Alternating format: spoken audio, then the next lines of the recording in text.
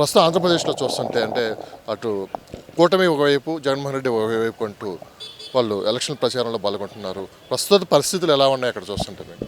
ఏపీలో పరిస్థితులు చాలా బాగున్నాయండి. తెలుగుదేశం వైపు ప్రజలు ఉన్నారనేది మాకు కనపడుతుంది. ప్రజలు డిసైడ్ చేస్తారు లాస్ట్కు. కానీ అందరూ ఏదో పొత్తులు పెట్టుకోవడం వల్ల అలా జరిగింది ఇలా జరిగింది అనుకోవడం చాలా తప్పు. ప్రజలు డిసైడ్ అయిపోయారు తెలుగుదేశానికి ఓటు వేయాలని. పొత్తులు స్నేహితులుగా కలుపుకొని అందరితో ముందుకు వెళ్తున్నారు చంద్రబాబు గారు. ఏమి ఇబ్బంది లేదు. ప్రజలు తెలుగుదేశం వైపు ఉన్నారు.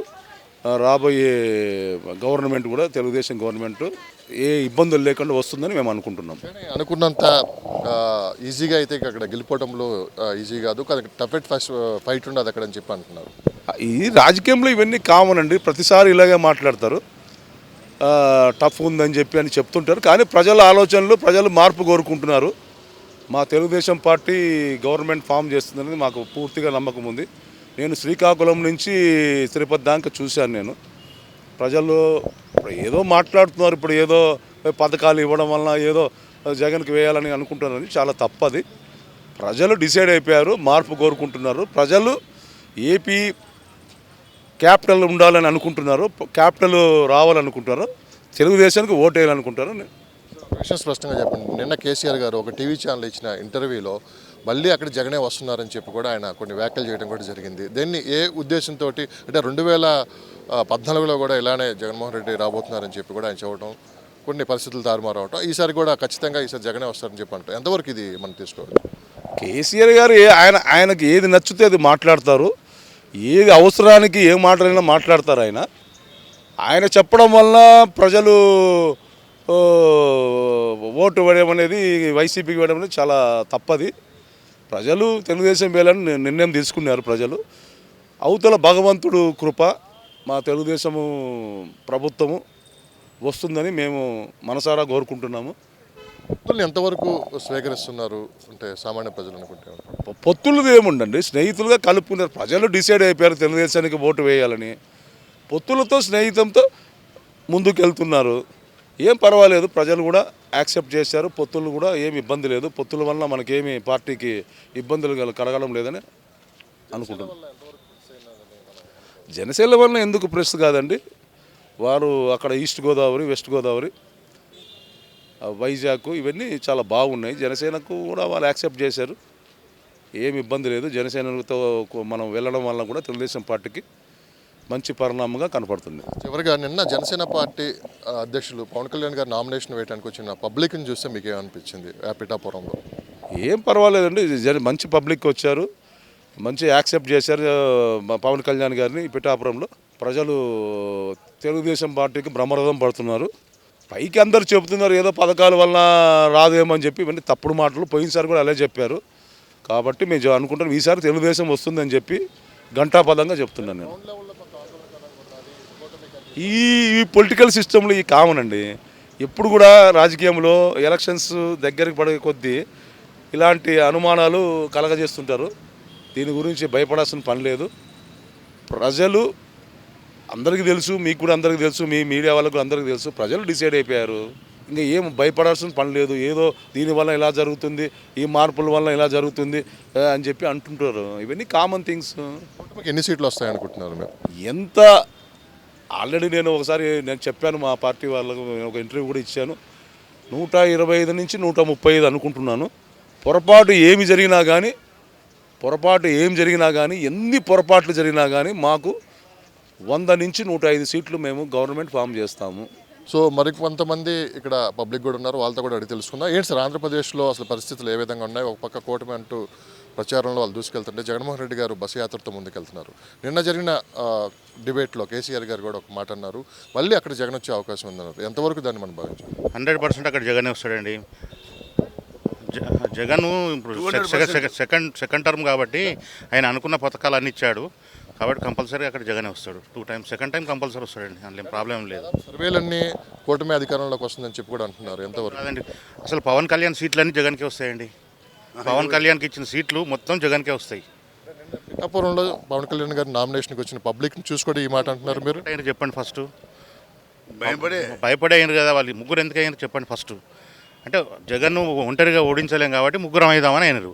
అయినా వీళ్ళ దాంట్లో బీజేపీను ఈ పవన్ కళ్యాణ్ అవన్నీ మైనస్ అవుతాయండి, అవన్నీ జగన్ ప్లస్ అవుతాయి అంతే. జగన్మోహన్ రెడ్డి మళ్ళీ వస్తారని మీరు అంటున్నారు.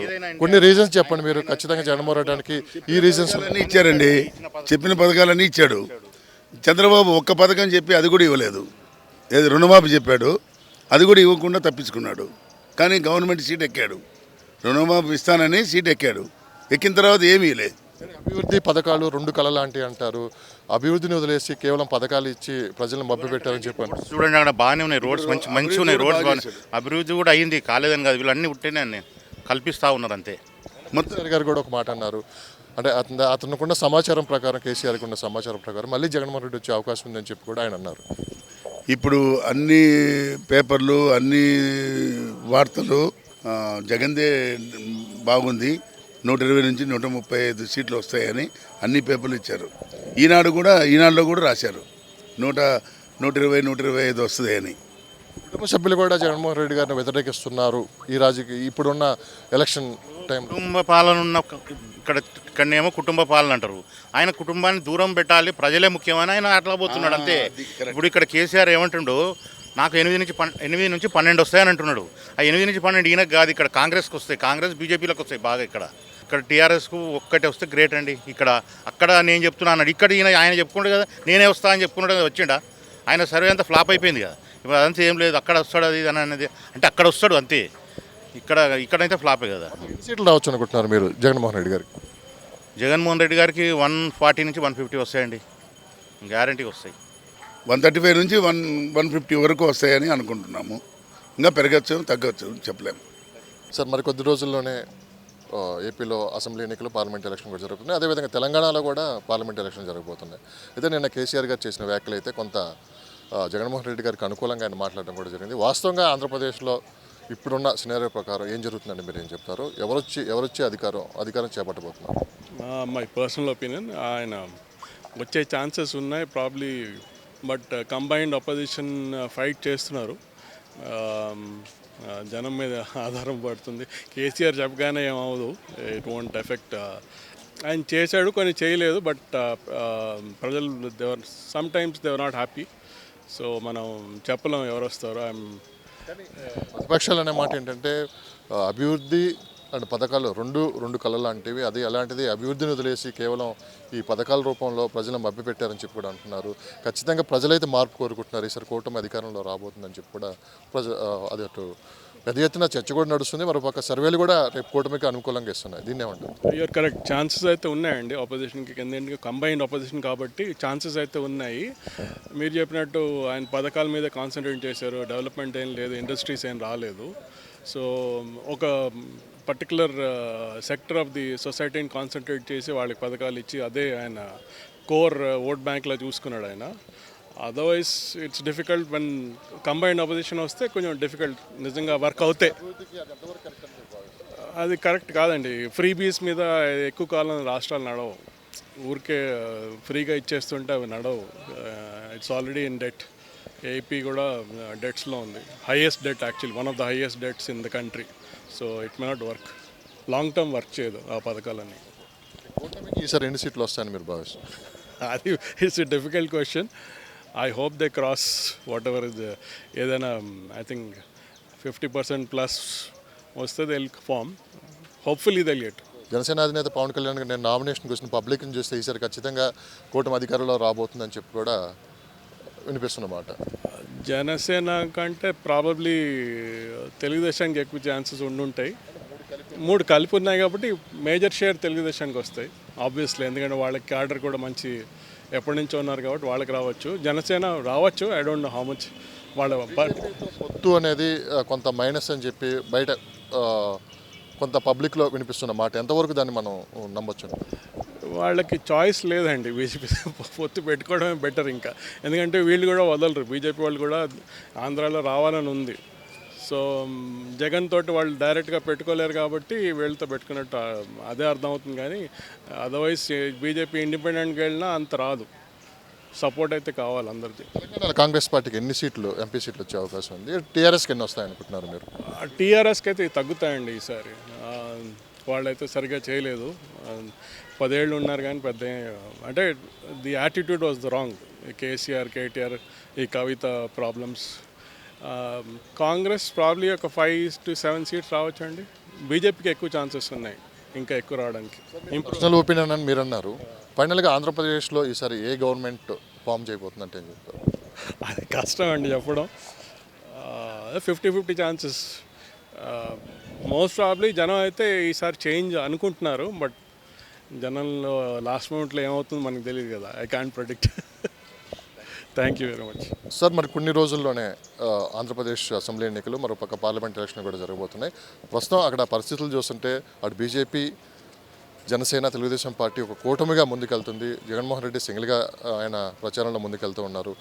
అసలుకి ప్రజల అభిప్రాయం ఏ విధంగా ఉంది? అంటే స్పష్టమైన మార్పు ఏమైనా కోరుకుంటున్నారంటే మీరేం చెప్తారు? Most of the things like if BJP Janaseva, it is going on actually. That is the trend which is happening in AP. So even but they have to fight to win Jagan actually. That is the reality. The reason because not so much development is happening in AP. So that is the reason now when Chandrababu Naidu comes, there is a huge development which is going to happen actually. That is the reason which is failed there actually. 5 సంవత్సరాల పరిపాలనపై మీ అభిప్రాయం? Not so much development has happened actually with Jagan. But he might be doing, but which is not been shown to people actually. But he should have done some for the people for development, so that it would have been very good for the people and the local people actually. So it would have been, he would have come for the next time also. But that is not the reason which is happening there.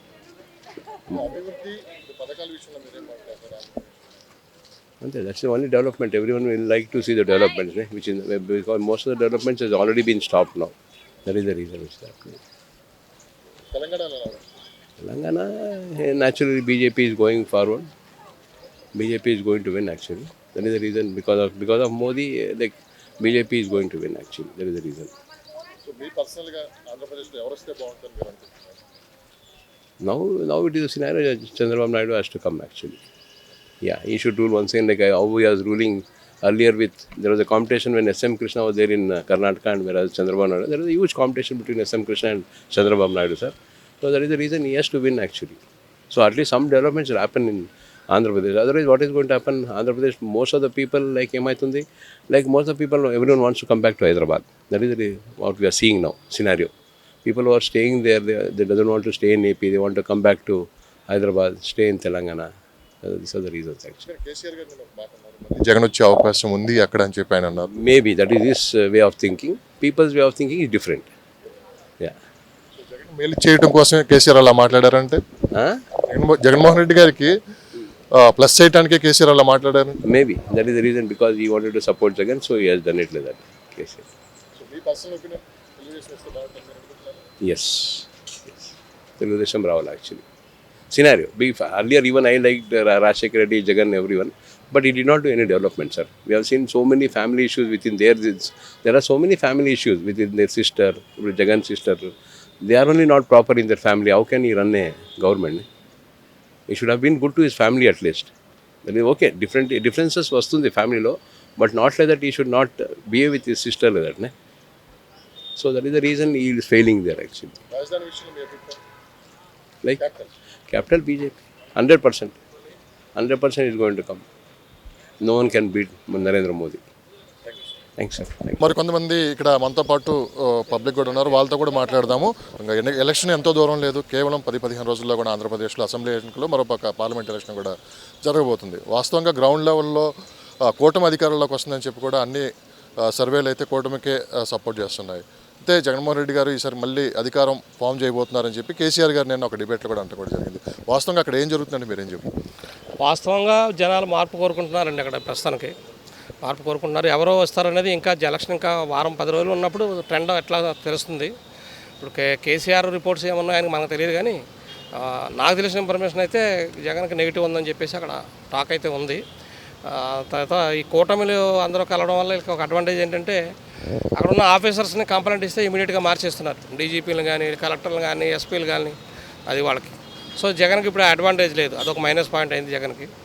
So మరి ప్రజా ఆకర్షణ పథకాలు చాలా ఉన్నాయి, ఆయన ఇచ్చిన కార్యక్రమాలు చాలా చేశాడు. ఆ కార్యక్రమాలతో జనాలు స్టాండ్ అయ్యి ఓటేస్తే మళ్ళీ జగనే రావడానికి అవకాశం ఉంది. లేదు ఈ పైసలు జగన్ సొంత పైసలు కాదు కదా, గవర్నమెంట్ పైసలు మనకి ఇస్తున్నాడు కదా, జగన్ ఇంట్లోకి వెళ్ళి మన డబ్బులు తెచ్చి ఇచ్చాడు అని ప్రజలు అనుకుంటే మళ్ళీ నెగిటివ్ ఓటు పడవచ్చు. అప్పుడు అక్కడ కొన్ని విషయాలు బాగున్నాయి, కొన్ని విషయాలు బాగాలేదండి. ఇప్పుడు ఏదంటే ప్రజా సంక్షేమ పథకాలు బాగున్నాయి కానీ కొన్ని డెవలప్మెంట్ యాక్టివిటీస్ లేవు, ఎంప్లాయ్మెంట్ చాలా తక్కువ ఉంది, తర్వాత రోడ్స్ అవి సరిగా లేవు, కొన్ని కార్యక్రమాలు బాగాలేదు, కొన్ని కార్యక్రమాలు బాగున్నాయి.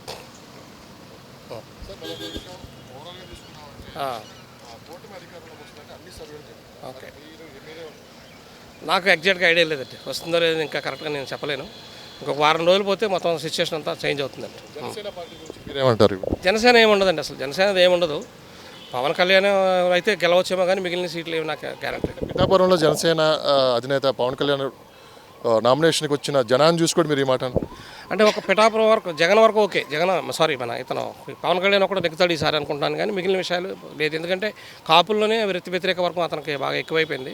హరిరామ్ జోగయ్య, తర్వాత ముద్రగడ ప్రధానము, తర్వాత చాలామంది కాపు నాయకులు, ఎందుకంటే జగన్ పవన్ తక్కువ సీట్లలో పోటీ చేస్తున్నాడని చెప్పేసి కాపు కమ్యూనిటీ నుంచే చాలా వ్యతిరేకత వచ్చింది. ఇంకా ఎక్కువ సీట్లు తీసుకునేది ఉండేయని. సో ఆ కమ్యూనిటీ నుంచే చాలా తక్కువ సపోర్ట్ ఉందని నేను అనుకుంటున్నాను అతనికి. ప్రజెంట్ అదే ఎగ్జాక్ట్గా చెప్పలేము, ఇంకొక వారం రోజులు పోతే తెలుస్తుంది. డిస్కషన్ రెండు రకాలుగా ఉందండి. ఇప్పుడే ఒక ఆయనతో మాట్లాడాను, ఆయన వన్ సైడ్ అంటాడు జగన్కి 130 సీట్స్ వస్తాయని ఇప్పుడే ఒక ఆయన చెప్తున్నాడు. ఇంక కొంతమంది ఏమంటారంటే అసలు జగన్ అడ్రస్ ఏమంటాడో పోతాడో అని కొంతమంది చెప్తా ఉన్నారు. సార్ మనం యాక్చువల్గా హైదరాబాద్లో ఉంటున్నాం కాబట్టి అక్కడ ఆంధ్రాలో మనం ఉండలే కాబట్టి కరెక్ట్ ఎగ్జాక్ట్ పొజిషన్. తెలంగాణ పరిస్థితి కాంగ్రెస్ స్వీప్ చేయొచ్చు అనుకుంటున్నాను.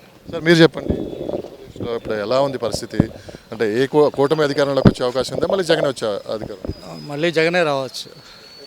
జగనే రావచ్చు అని మీరు అంటే జస్ట్ ఆయన చేసిన మంచి పనులు చాలా ఉన్నాయని అందుకని జగన్కే ఓటేస్తారు అనుకుంటున్నాను నేను. But chances are there, TDP కూడా రావచ్చు, ఐడియా లేదు కానీ ఐఎమ్ నాట్ షూర్. యా మళ్ళీ అదే రూల్ కంటిన్యూ అవుద్ది అనుకుంటున్నాను. జగనే మళ్ళీ వస్తారని ప్రస్తుతం ఆంధ్రప్రదేశ్లో చూస్తుంటే, అంటే అటు కూటమి ఒకవైపు, జగన్మోహన్ రెడ్డి ఒకవైపు అంటూ వాళ్ళు ఎలక్షన్ ప్రచారంలో పాల్గొంటున్నారు. ప్రస్తుత పరిస్థితులు ఎలా ఉన్నాయి అక్కడ చూస్తుంటే? మేము ఏపీలో పరిస్థితులు చాలా బాగున్నాయండి. తెలుగుదేశం వైపు ప్రజలు ఉన్నారనేది మాకు కనపడుతుంది. ప్రజలు డిసైడ్ చేస్తారు లాస్ట్కు, కానీ అందరూ ఏదో పొత్తులు పెట్టుకోవడం వలన అలా జరిగింది ఇలా జరిగింది అనుకోవడం చాలా తప్పు. ప్రజలు డిసైడ్ అయిపోయారు తెలుగుదేశానికి ఓటు వేయాలని. పొత్తులు స్నేహితులుగా కలుపుకొని అందరితో ముందుకు వెళ్తున్నారు చంద్రబాబు గారు, ఏమి ఇబ్బంది లేదు. ప్రజలు తెలుగుదేశం వైపు ఉన్నారు. రాబోయే గవర్నమెంట్ కూడా తెలుగుదేశం గవర్నమెంట్ ఏ ఇబ్బందులు లేకుండా వస్తుందని మేము అనుకుంటున్నాం. అనుకున్నంత ఈజీగా అయితే అక్కడ గెలిపోవడంలో ఈజీ కాదు, టఫ్ ఫైట్ ఉండదు అక్కడ అని చెప్పి అంటున్నారు.